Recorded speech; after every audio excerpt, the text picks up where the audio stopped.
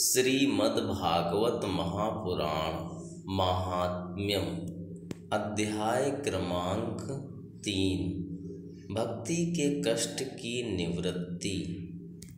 श्लोक क्रमांक 6 के पश्चात ज्ञान यज्ञस्त्वया तत्र कर्तव्यो ह्यप्रयत्नतः अपूर्वरसरूपा च कथा तत्र भविष्यति पुरस्थं निर्बलं चैव जराजीर्णकलेवरं तदद्वयं च पुरस्कृत्य भक्तिस्तत्रागमिष्यति यत्र भागवती वार्ता तत्र भक्त्यादिकं व्रजेत कथा सप्तं समाकर्ण्य तत्रिकं तरुणायते। सूत उवाच एवमुक्त्वा कुमारास्ते नारदेन समं ततः गंगातटं समाजग्मुः कथापानाय सत्वराः यदा यातास्तटं ते तो तदा कोलाहलोऽप्यभूत् भूर्लोके देवलोके च ब्रह्मलोके तथैव च श्रीभागवत पीयूषपानाय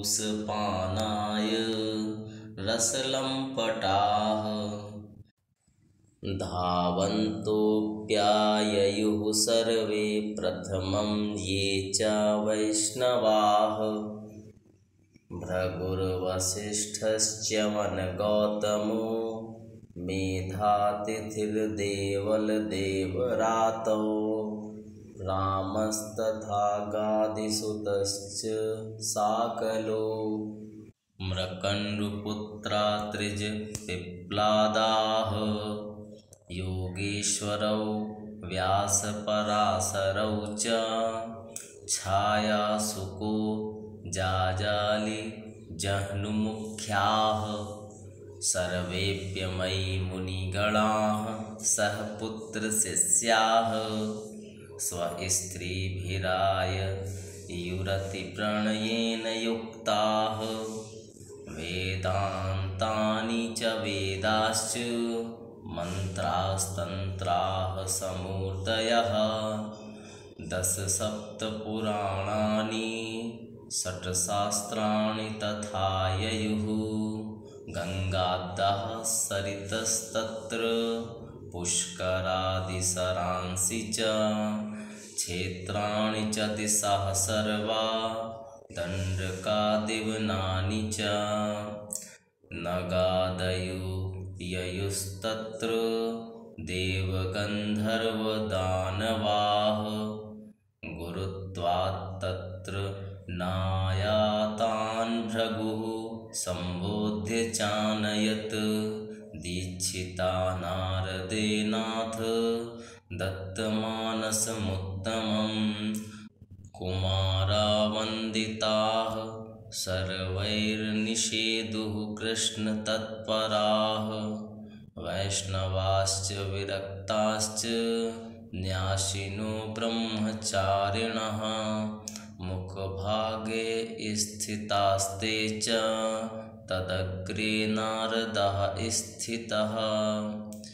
सूत जी कहते हैं, इस प्रकार कहकर नारद जी के साथ सनकादि भी श्रीमद् भागवत कथामृत का पान करने के लिए वहाँ से तुरंत गंगा तट पर चले आए।